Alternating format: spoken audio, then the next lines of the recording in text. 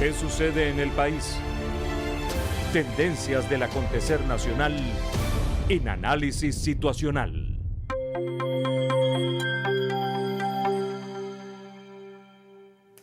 Nunca como ahora hubo tantos consensos y acuerdos en la sociedad venezolana con relación al modelo económico y social que más le conviene al país.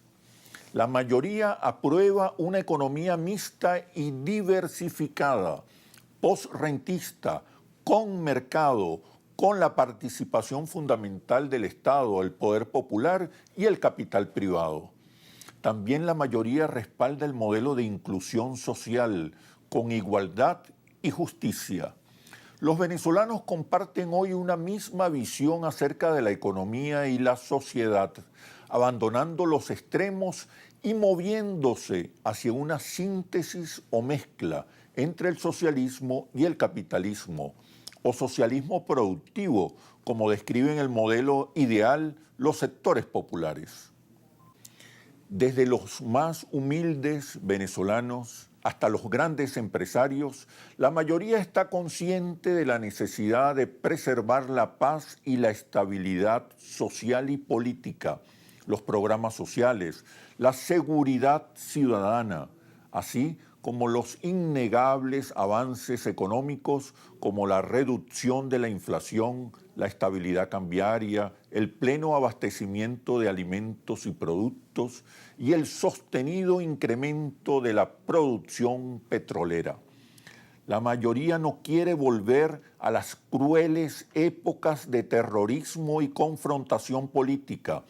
No quiere el regreso de las guarimbas, el desorden y el caos que tanto daño le hizo al país.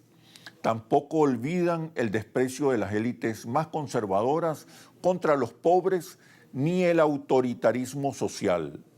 La mayoría rechaza el regreso de los responsables de las tentativas insurreccionales, las salidas violentas y las medidas coercitivas contra nuestra economía y nuestro bienestar. El próximo 28 de julio, los venezolanos decidirán entre la violencia y la paz, entre el caos y la estabilidad, entre el odio y el amor, entre la vida y la muerte, entre volver atrás y la certeza de un mejor futuro para todos.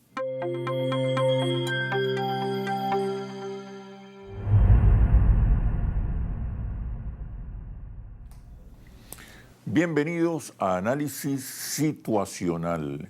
Recuerde, no basta con estar informado, es necesario un análisis plural, profundo, inteligente acerca de la situación. Hoy nos acompaña Miguel Ángel Pérez Pirela, maracucho. Es doctor en Filosofía Política de la Universidad Gregoriana de Roma. Tiene estudios postdoctorales en Filosofía y Política en la Universidad de la Sorbona, en París. Es escritor, comunicador, creador y director del portal web laiguana.tv, por el cual mereció el Premio Nacional de Periodismo en el año 2018. Conduce el programa Desde Donde Sea en este portal laiguana.tv.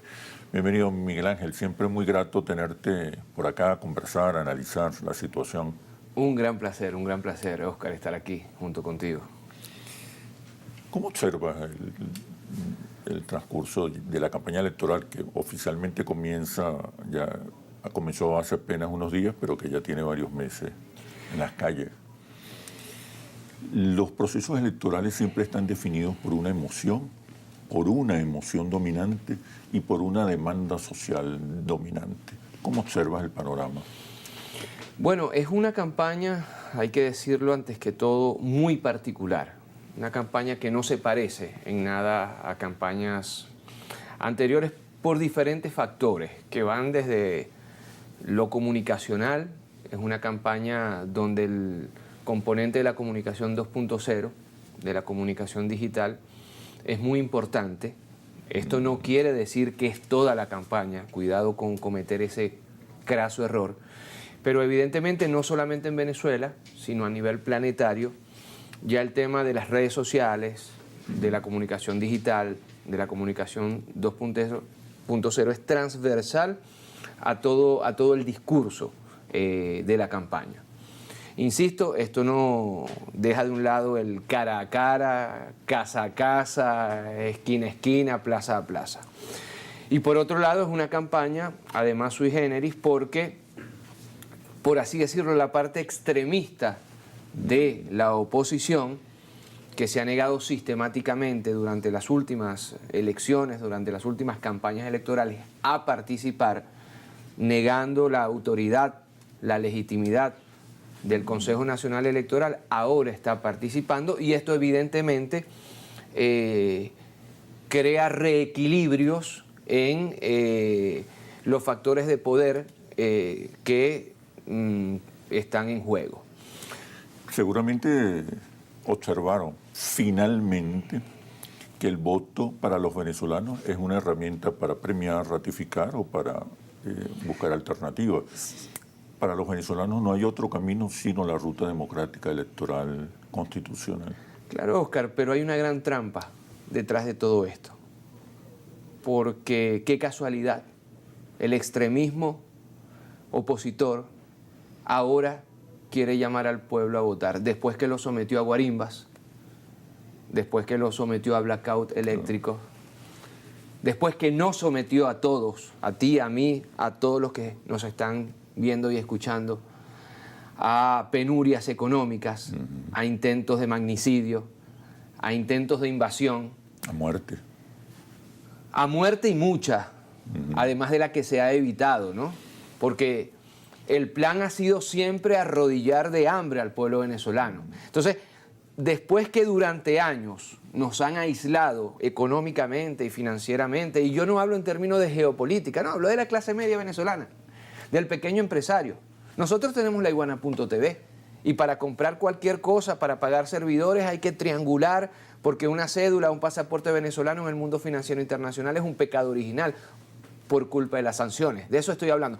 Después que crearon estas condiciones donde cambiar un artefacto eléctrico en una calle, un bombillo, donde garantizar el servicio eléctrico es una odisea, ¿sí? Ahora entonces sí quieren ir a elecciones. Por eso hablo con mucha responsabilidad de una trampa. Es decir, que vayan a elecciones es una buena noticia. ¿Es táctica entonces? Es táctica y estrategia. Ahora quieren cobrar. Claro, ahora quieren cobrar. Ellos quieren cobrar. Edmundo González Urrutia, María Corina Machado, Leopoldo López, Juan Guaidó, Ledesma, porque tienen nombre y apellido. Y quienes están detrás, el verdadero candidato contra Nicolás Maduro, que se llaman los Estados Unidos, ahora quieren cobrar las penurias, los cortes eléctricos, la falta de medicinas, de insulina, por ejemplo. Ahora quieren cobrarlo, entre comillas, democráticamente. Es decir, la fachada es democrática, pero lo que está detrás sigue siendo siempre un plan desestabilizador.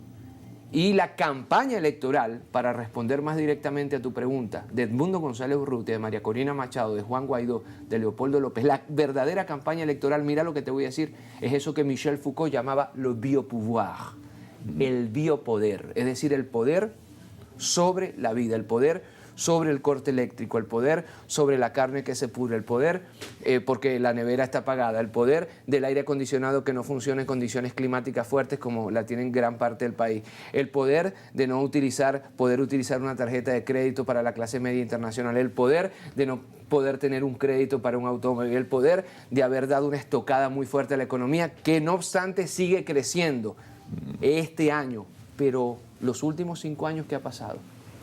Entonces, es una campaña electoral fundamentada sobre el biopoder, sobre el poder de la vida cotidiana del venezolano y de la venezolana. Eso quiere decir que estas son las elecciones más injustas y desequilibradas que ha habido en nuestra historia electoral contemporánea. Te lo digo porque el presidente va prácticamente de manos atadas, con el peso enorme de una campaña por parte de la oposición que se ha concentrado en afectar los servicios públicos, la calidad de vida y también afecta la calidad de la gestión. Es decir, el gobierno va con el peso y las desventajas de las medidas coercitivas unilaterales. Quiero que me hables un poquito de eso ahora cuando regresemos a los comerciales. Ya venimos. ¿Qué sucede en el país? Tendencias del acontecer nacional en análisis situacional. ¿Qué sucede en el país? Tendencias del acontecer nacional en análisis situacional. Nos acompaña Miguel Ángel Pérez Pirela, director del portal laiguana.tv. Te preguntaba acerca de las condiciones en las cuales acude el presidente Maduro y el chavismo a estas elecciones. En mi opinión, una de las más desequilibradas e injustas de toda nuestra historia electoral, porque el presidente Maduro acude a esta cita electoral con el peso de las medidas coercitivas unilaterales, pero también que han afectado la calidad de la gestión y la calidad de vida de los venezolanos, pero también con una estrategia de neurotización que hemos visto en las últimas 2 décadas. Es decir, crear un clima de desasosiego, desesperanza, incertidumbre, rabia, neurosis, que posibilite el estímulo de un voto por quien sea, como sea, no importa qué propone, no importa qué dice, no importan sus credenciales, no importa el día después, solo importa salir de la neurosis. Con mejores palabras no pudiste describirlo. ¿Es acaso la campaña más injusta que se ha realizado, no en Venezuela, en la región?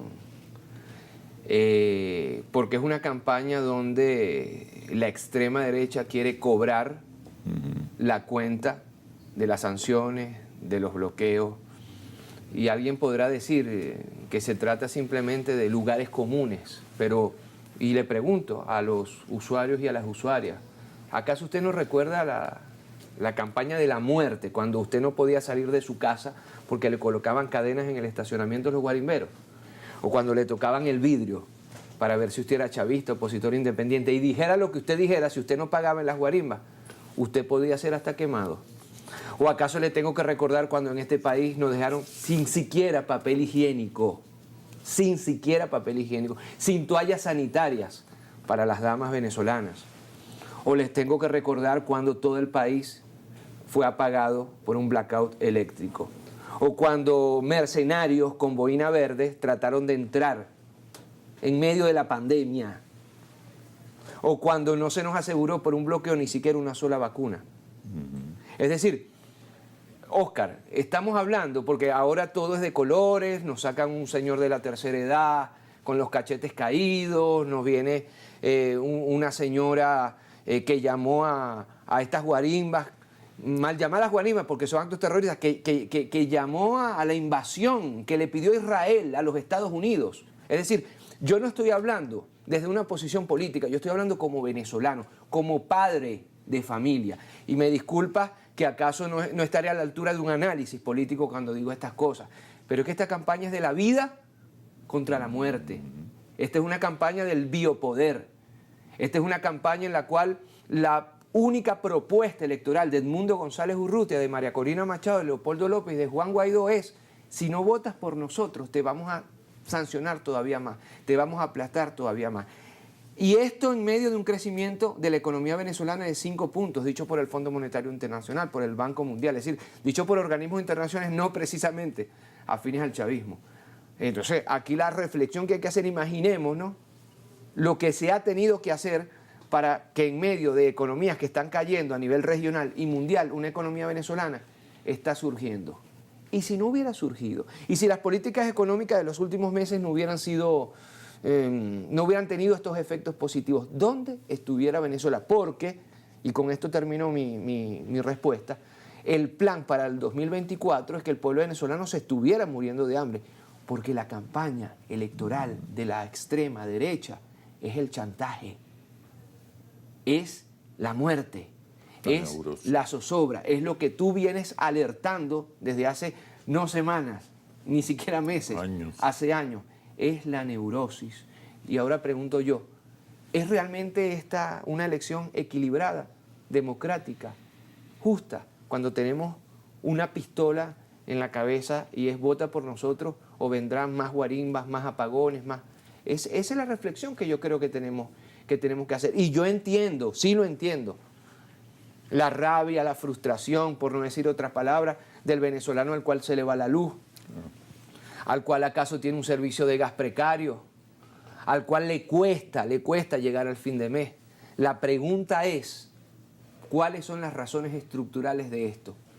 ¿Una mala gestión de un gobierno o un acoso económico, financiero, diplomático, mediático, psicológico contra el pueblo venezolano? Cuando pensamos en millones de venezolanos fuera del país, la pregunta es, ¿cuál es la razón de las familias divididas, separadas, de que muchos de nuestros seres queridos estén afuera? ¿Cuál es la razón? Y al comenzar nosotros a dar respuestas de todo esto, empezamos a entender la campaña electoral de la muerte de Edmundo González Urrutia, de María Corina Machado, de Leopoldo López, de Juan Guaidó y compañía. ¿Cómo observas, cómo evalúas el uso de las redes sociales en esta campaña electoral? Y quiero añadir a la pregunta una reflexión que he leído y escuchado de expertos en redes sociales y en comunicación digital, que es en un mundo hiperdigitalizado, lo crucial, lo disruptivo va a ser lo humano. Es decir, las redes, por un lado, como fuentes de emociones permanentes, diversas, estimulantes, efímeras, pero también el contacto personal, la cercanía, el escuchar. ¿Cómo se maneja este comportamiento de las redes en esta campaña electoral precisamente? Y luego hablaremos de la dictadura del algoritmo, que se ha mencionado tantas veces. Es un tema complejo que yo llevo abordando, tú lo sabes, desde hace al menos 12 años. La iguana tiene 12 años. Es decir, te hablo desde la práctica y desde la teoría, porque también es necesario estudiar todo esto, y yo sé que tú lo estás haciendo, desde la filosofía de la comunicación. Exacto. Ya hay varios autores que han dado propuestas en relación a lo que está sucediendo. A nosotros nos crearon, y para explicar el celular, lo voy a hacer con un embudo. El objeto clásico y diría yo casi que prehistórico del embudo, el embudo. Esto se ha convertido en un embudo de las emociones, un embudo laboral, si tú me quieres enviar un currículo, viceversa, es por aquí. De las emociones, si yo quiero saludar a mi padre o a mi hijo, es por aquí. Es tanto un mecanismo laboral, un medio de trabajo, que puedes trabajar los domingos a cualquier hora. Estamos trabajando las 24 horas al día. Te pueden interrumpir tu descanso. Si yo le quiero echar los perros a una mujer, o si una mujer quiere echarle los perros a un caballero, es por aquí. Si yo quiero informarme, es por aquí. Si un muchacho del liceo, de la universidad, una muchacha quiere hacer tareas y buscar información, es por aquí. Y es un instrumento que ha convertido en mercancía las emociones. Ahí vamos. Y nuestra conducta diaria. La ha transformado en mercancía, están a la venta. Pero quiero que desarrollemos esta idea con más tiempo una vez que regresemos a los comerciales. Ya venimos. ¿Qué sucede en el país? Tendencias del acontecer nacional en análisis situacional. ¿Qué sucede en el país? Tendencias del acontecer nacional en análisis situacional. Nos acompaña Miguel Ángel Pérez Pirela, doctor en filosofía política y director del portal laiguana.tv. Te preguntaba acerca del rol de las redes sociales, específicamente en esta campaña electoral. Entonces te decía que es también el rol de las emociones, el rol de la comunicación, el rol de la información. Claro, es transversal el 2.0. Y yo te decía que esto es un embudo. Por aquí pasan las relaciones familiares, las relaciones laborales, por aquí pasan las relaciones sentimentales, por aquí pasa las relaciones sexuales. Todo pasa por aquí. Y después de la pandemia, este fenómeno se acrecentó Muchos lo estuvimos viendo, lo estuvimos analizando, al menos desde hace 12 años, y dijimos, esto se viene. ¿Qué pasa? Que esto no es un objeto etéreo, fantasmático, metafísico, divino. No. Esto está siendo controlado. Todo lo que nosotros, entre comillas, somos, hacemos, es decir, todo lo que comunicamos, porque somos animales políticos, como decía Aristóteles, zoon politikon, decía Aristóteles que era el ser humano un animal político, un animal de nosotros, todo pasa por aquí. Y este aparatico es controlado en términos de redes sociales por un puñado de empresas, porque se dice las redes sociales, el 2.0 como algo muy universal, muy general. No, son empresas privadas. Y el rol de una empresa privada es ganar dinero. Y casi todas estas empresas privadas se encuentran en un solo país, los Estados Unidos. En un solo estado, California. En una sola ciudad, Los Ángeles. En un solo valle, en un solo cerro, Silicon Valley, como decir aquí, Bellomonte. Es decir, que existe un monopolio, un control de este embudo. En la parte más angosta del embudo hay quienes escogen a lo cual tú le vas a dar me gusta o no le vas a dar me gusta. Tú tienes la libertad de darle me gusta, sí, pero a partir de la información o del contenido que ellos te van a mostrar. Es decir, ellos pueden desaparecer un contenido o pueden hacer aparecer un contenido. O distorsionarlo. Y esto es manejado a través de un algoritmo, que es una condición matemática. Pero ahora, el algoritmo no se puede entender, y esto es importantísimo, Shemel, por eso agradezco tu pregunta, solamente desde una reflexión tecnológica, desde una reflexión matemática.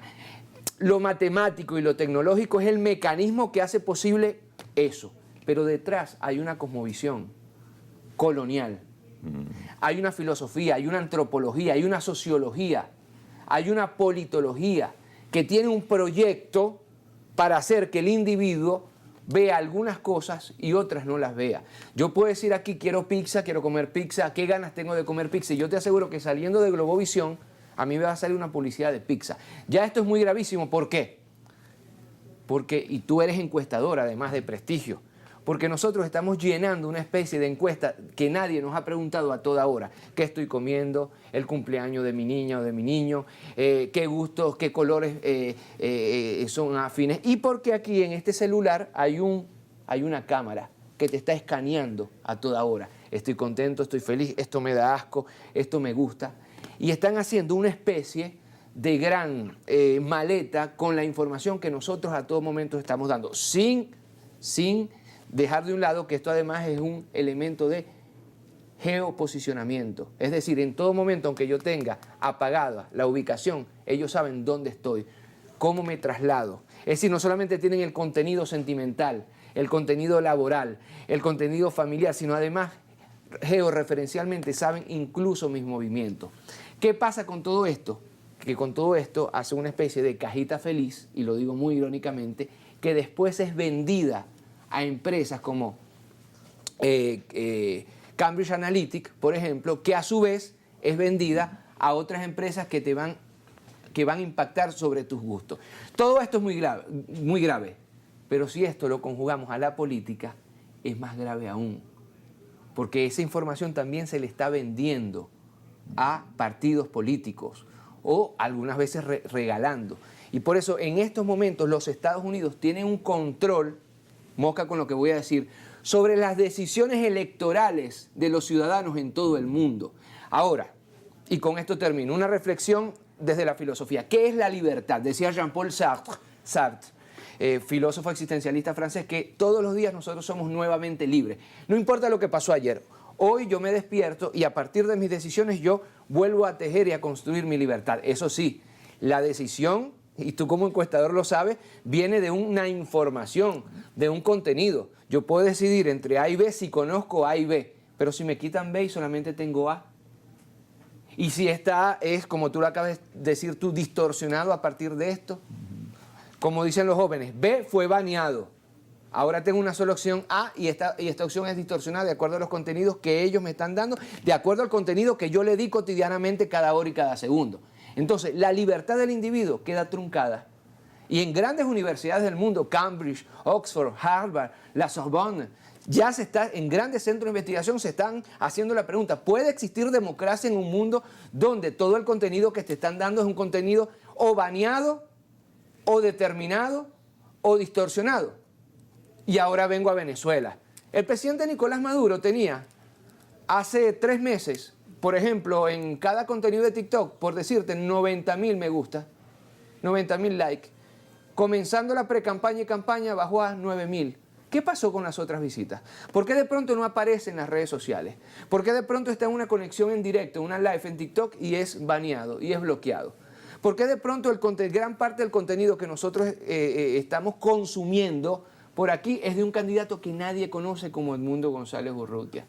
¿Por qué X, por qué Instagram, por qué esas empresas privadas están determinando las elecciones mundialmente y aquí en Venezuela? Y para terminar esta reflexión, estas empresas privadas, X, Facebook, Instagram, no están en manos de Elon Musk, no están en manos de Zuckerberg, esas son las caras visibles, están en manos de conglomerados, de inversionistas que cotizan en las bolsas del mundo, Wall Street, etcétera, y en las bolsas, perdón, y que ni siquiera ellos mismos saben quiénes están realmente siendo dueños de esto. Y en todo caso, detrás de estos dueños están los Estados Unidos, bajo una lógica imperial que te dice qué información va a salir y qué no va a salir, que decide, a fin y al cabo, cuál es la parte más angosta de este embudo político, cultural, antropológico, sociológico. Las redes sociales se han convertido en una gran trampa y en una dictadura como nunca antes ni los más apocalípticos autores de ciencia ficción hubieran imaginado. ¿Qué hacer frente a esa dictadura? Frente a esa tentativa de control absoluto colonial sobre las mentes y las emociones de la gente. Es más, recuerdo que las redes nacen con la promesa de democratizar la comunicación, de acentuar todavía más, profundizar la libertad, la participación de los seres humanos.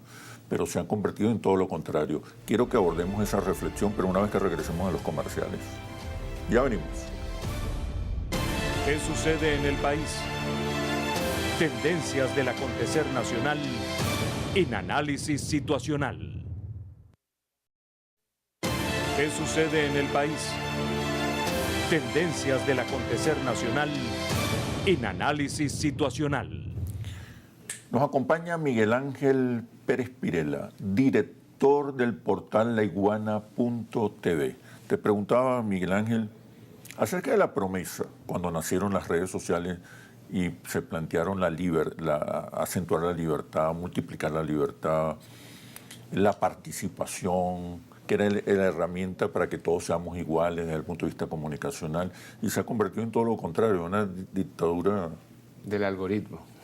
Para colonizar nuestras mentes, para explotar y convertir en mercancía nuestras mentes, nuestras emociones. ¿Qué hacer? Bueno, te voy a dar un ejemplo de cómo funciona el algoritmo, porque, insisto, lo tecnológico y lo matemático es solo un instrumento, detrás hay un proyecto cultural. Hay un escritor francés que tiene una obra muy famosa que se llama El primer trago, no sé si se puede decir, de bebida espirituosa, fresca, para estamos en horario infantil. Así se llama la novela, es muy buena. Y él parte precisamente de un ejemplo que bien nos puede servir para responder a esta pregunta que tú me estás haciendo.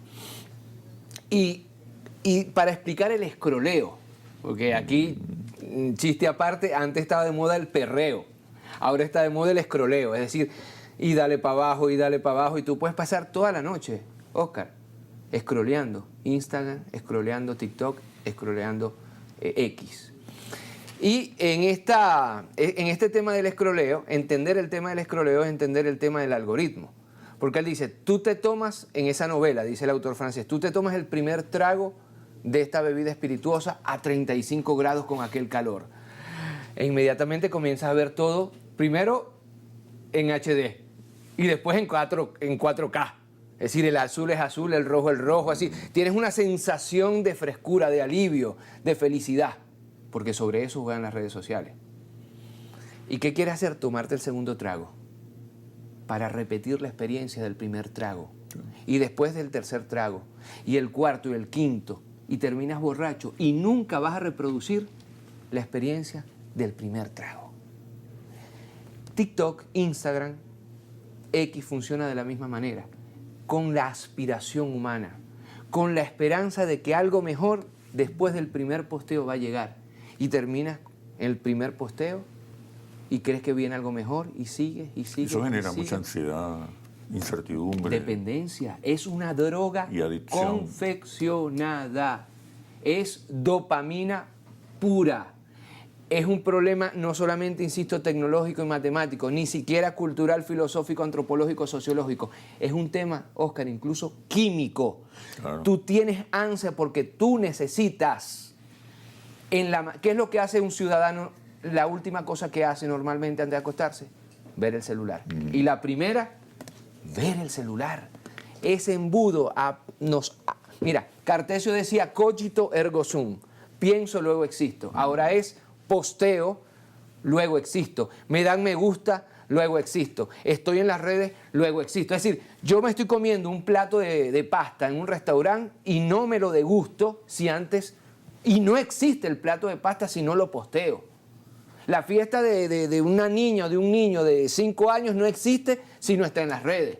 Yo puedo estar en Los Roques con la pareja que más me gusta, con una langosta, con el mar turquesa frente a mí, y si se le acaba la batería del celular me viene un ansia. ¿Por qué? Es decir, ¿por qué la necesidad de existir? ¿Por qué la necesidad de ser a partir del aparecer? Es un proyecto antropológico, cultural. La inteligencia artificial. ¿De dónde viene el contenido de la inteligencia artificial? Ni siquiera de nosotros, del contenido sobre todo de Europa y de los Estados Unidos. Es decir, ya el proyecto mismo de información que te da la inteligencia artificial es un proyecto colonial. Ahora, ¿qué hacer? ¿Cómo enfrentar eso? Porque al fin y al cabo son medios. Y esa es la respuesta. Son medios. Y esa es la respuesta. Dependen de los contenidos para influir, persuadir, convencer. Son medios, no fines. El fin... O sea, los contenidos aquí ejercen un papel estratégico. Porque el fin debería ser, para responder a tu pregunta, el ser humano. El fin no es TikTok. Yo no existo a partir de TikTok. El fin soy yo y es mi existencia. Por eso le tenemos tanto miedo al Black Mirror, que hay una serie en Netflix, por cierto. ¿Qué es el Black Mirror? El espejo negro. ¿Por qué? Porque cuando el celular está apagado, ustedes que nos están viendo, hagan la prueba. Cuando el celular está apagado, yo veo, ¿a quién veo? A mí. Y nos da terror, porque queremos la luz que nos hace olvidar de nuestra propia existencia. Ahora, hacer humana la humanidad. Hacer humana la humanidad. Y vamos a la campaña electoral. Nada puede sustituir el cara a cara, el abrazo. Totalmente. El esquina a esquina, el casa a casa, el plaza a plaza. Escuchar, empatizar, Nada lo puede acompañar. sustituir. Y yo lo he dicho en varias ocasiones. Y son experiencias que puedes multiplicar por millones a través del medio. Pero que no se puede sustituir a Totalmente. través del medio. Un like no es un voto. Me estás hablando de contenidos emocionales, entonces. Es que fundamentalmente. esta es la O sea que- dictadura de la emoción. Es decir, cuando yo veo al gatito, cuando yo me coloco, bueno, como si tú me dijeras, vamos, análisis situacional, Pérez Pirela, a que no te pones este vaso arriba y empiezas a bailar merengue. Es decir, esa es la emoción, el límite, hasta dónde puedes llegar. A eso hay que sustituirlo con contenidos. Miren, nosotros tenemos, esto te lo planteo desde el punto de vista teórico, pero también práctico. Desde hace 12 años nosotros estamos en laiguana.tv, desde antes de la pandemia, desde cuando los medios digitales prácticamente no existían. ¿Tú recuerdas Cayendo y Corriendo en Venezuela en Televisión, que yo hice durante 10 años, hace 5 años? Ahí ya yo le estaba hablando a celulares y decían, pero incluso muchos políticos, este es loco que le está hablando a los celulares teniendo las pantallas de televisión, porque ya este proyecto se venía. Lo que pasa es que la pandemia lo adelantó. Ahora, el mismo que te dice que desde hace 12 años ha logrado posicionar a laiguana.tv como el primer portal digital de este país, es el mismo que te dice, nada puede sustituir la comunicación humana fuera de las pantallas. Y eso es un trabajo que tienen que hacer sobre todo la política progresista, la política de izquierda, la política que apuesta por la humanidad, porque el algoritmo puede romperse solo colocando al humano por delante del algoritmo, colocando la mirada, el abrazo, el beso, la palabra, la escucha, la voz. Y esa es una de las grandes tareas que tiene la humanidad. Qué casualidad que el hijo de Zuckerberg, que los hijos de Elon Musk tienen prohibido utilizar celulares y redes sociales. y más bien tienen que hacer deporte. Qué raro que ya los países nórdicos, que antes apostaron a las pantallas en la educación, ahora están diciendo hay que escribir, hay que leer, hay que oler al libro. Es decir, ninguna pantalla, y yo estoy en pro de la literatura digital, claro que sí, tenemos una casa editorial, La Iguana Ediciones, pero nada sustituye el olor del libro, el pasar la página, el subrayar el libro. Y en momentos de campaña electoral en Venezuela también hay que hacer un equilibrio entre las dos realidades, porque si nosotros... ¿Qué podemos hacer? ¿Qué se puede hacer en esta campaña electoral? Tomando en cuenta todas esas premisas, todas esas reflexiones, pero me respondes por favor cuando regresemos a los comerciales. Ya venimos. ¿Qué sucede en el país? Tendencias del acontecer nacional en Análisis Situacional. ¿Qué sucede en el país? Tendencias del acontecer nacional en Análisis Situacional. Nos acompaña Miguel Ángel Pérez Pirela, doctor en filosofía política, director del portal laiguana.tv. ¿Qué hacer? Pensando en esta campaña electoral y sobre la premisa, por lo que has reflexionado, sobre la premisa de que pensamos lo que sentimos. Bueno, la calle, la plaza. Acaba de suceder esta semana un hecho, bueno, lamentable. La vicepresidenta estuvo en el lugar de los hechos, en el lugar de la tragedia natural y un árbol le cayó encima. Es decir, un accidente que demuestra que la realidad es la realidad. Es decir, hay otras... Y que ese evento profundamente emocional vale más que 100 ruedas de prensa. Claro. Por ahí nos quieren vender a una mujer como la mujer de la fuerza, la mamá por aquí. Todo es fácil. Ahora, esto es y lo primero que todo, mi solidaridad con la vicepresidenta de la República, Delcy Rodríguez, mi admiración. Igualmente. Mi admiración. Porque estaba ahí, con los más necesitados, con los fallecidos, con los desaparecidos, con el que se quedó sin techo. Ahora, yo digo, la dictadura de TikTok, de Instagram o de Facebook puede sustituir a una mujer venezolana que estaba en el momento de mayor necesidad del ser humano, del desprovisto de un techo, de un vaso de agua, de un almuerzo. Algo puede sustituir ese gesto que desgraciadamente terminó en este accidente. Nada. Y esto es un buen ejemplo, dentro de lo malo de la experiencia y de lo triste, ¿no? del accidente, de cómo la política es la realidad. La política es la mirada, la política es el abrazo. Y esto me sirve para hacer una pregunta. ¿Ves? Aquellos que son las estrellas de los focos, de llenar media cuadra y decir que hay 10.000 personas, ¿dónde estaban cuando la pandemia? Cuando a ti te vacunaron, cuando a mí me vacunaron, cuando a ti te vacunaron, ¿dónde estaban? Es decir, ¿dónde estaban estas personas cuando los venezolanos hemos pasado vicisitudes? No estaban. O estaban pidiendo bloqueos, o estaban pidiendo sanciones. Y esto puede parecer un lugar común, puede parecer politiquería, pero insisto, nada puede sustituir la realidad.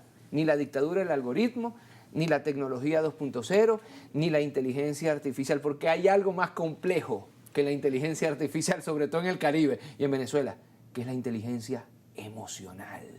A la inteligencia artificial vamos a colocarle elementos de inteligencia emocional para decidir el próximo 28 de julio. Que la inteligencia artificial no nos venda pajaritos preñados como se lo vendieron a Argentina con Milei. Que un señor con una capa que controlaba los algoritmos y terminó siendo vicepresidente, dejó a los funcionarios públicos sin trabajo, dejó a las universidades públicas sin presupuesto, está cerrando medios de comunicación nacionales. Toda una campaña que se basó en jugar con la inteligencia emocional a través de la inteligencia artificial y de pronto llegó la realidad y la realidad, Oscar, es necia. Vamos a mirarnos en esos espejos porque, y te cito, una campaña de la neurosis estructurada a partir de una inteligencia artificial no puede terminar mi inteligencia emocional de saber que soy venezolano, que saber que por una guerra económica terminó mi familia fuera del país, de saber que me quitaron la electricidad, de saber que me quitaron el papel toalé, y esa inteligencia emocional tiene que saber que estamos decidiendo entre la vida y la muerte. entre un proyecto de país soberano y el entreguismo a la ExxonMobil, a Biden o a Trump, a los proyectos de la OTAN, etcétera, etcétera. Es decir, esta campaña se tiene que decidir desde, y termino por donde comencé, la biopolitik, desde la biopolítica, desde la política de la vida, desde la política Hay que volver a lo humano. Volver a lo humano porque nos están atacando desde lo humano. Porque cuando nos quitan la luz, cuando nos bloquean, cuando nos sancionan, cuando nos quitan el papel sanitario... Cuando estimulan emociones negativas, la incertidumbre, el desasosiego. Las guarimbas, actos terroristas que terminaron cansando antes a la oposición que al chavismo. ¿Existe realmente el peligro de volver atrás? Pero por supuesto que sí, siempre existe el peligro de volver atrás. En un matrimonio, en una relación familiar, en una relación de amistad y en la política. Es que cuando te venden, vota por esto, para salir de esto, pero ¿qué es esto? ¿Qué me estás proponiendo? ¿Qué hay detrás de esto? Y a nosotros nos están proponiendo la nada. Edmundo González Urrutia es la nada. No sabemos quién es, no tiene proyecto político, no aparece. ¿Qué vamos a votar? ¿Por un salto al vacío? 3 de cada 4 venezolanos percibe o considera que está poco, algo o nada informado acerca de las credenciales del candidato de la oposición y de sus propuestas. 3 Imagínate, de cada 4 declara que desconoce esa dimensión del candidato opositor. Porque esa es la campaña electoral, venderte la nada travestida de bloqueo, sanciones, de un chantaje. Estas son las elecciones más injustas que jamás se han hecho en Venezuela. Y yo estoy perplejo de que el gobierno tenga el coraje, de que el presidente Nicolás Maduro tenga la valentía de ir a unas elecciones presidenciales en estas condiciones de chantaje, de bloqueo, de sanciones, evidentemente en unas condiciones desiguales, porque la campaña electoral, primero el candidato de la extrema derecha no es nadie sino los Estados Unidos, segundo, el proyecto electoral es saquemos a Maduro para no se sabe qué, un salto al vacío, o sí se sabe, intereses foráneos, bloqueos, sanciones, guarimbas, blackout eléctrico. Es decir, hoy tú entras ayer yo hacía unas compras en un supermercado y entraba y había de todo. Y yo decía, Dios mío, ¿cómo pasamos de no tener papel toalete a esto? Parece fácil, pero ¿qué se tuvo que hacer en términos económicos para llegar a todo esto? Comimos sardina, mango. Y yuca. Y mosca. Yo se lo he dicho varias veces públicamente al gobierno también. Si la mejor campaña electoral es decir que mientras que en Perú, mientras que en Ecuador, durante la pandemia los cadáveres estaban pudriéndose, y discúlpame lo grosero, lo soez de esta descripción, se están pudriendo en la calle durante la pandemia, Venezuela fue uno de los países que mejor gerenció la pandemia. ¿Eso cómo se hizo? A través de inteligencia artificial, a través de redes sociales. Se hizo en medio de un bloqueo y de sanciones. Y de una comunicación cercana, empática, que explicaba, que acompañaba, que se vinculaba todos los días con la sociedad venezolana. Ahí estuvo el gran éxito de la gestión del presidente Maduro en esa coyuntura. Y permíteme decirte esto, yo he sido crítico en Venezolana de Televisión, en aquel programa Cayendo y Corriendo, de la economía, de la llamada guerra económica, pero eso no me exime a mí de entender en términos de inteligencia emocional que el próximo 28 de julio estamos entre un extremismo que ha tratado de arrodillar de hambre a este país a través de sanciones, bloqueos, y una propuesta que hace que tuvimos vacuna y en estos momentos hay una Venezuela que está creciendo en 5 puntos. Para terminar, Miguel Ángel, dígame. ¿Por qué votar el 28 de julio? Bueno, porque el voto, ¿cuánto le ha costado a la humanidad toda el elegir? ¿Cuánto ha costado el salir de las aristocracias del medioevo hasta el siglo XIX?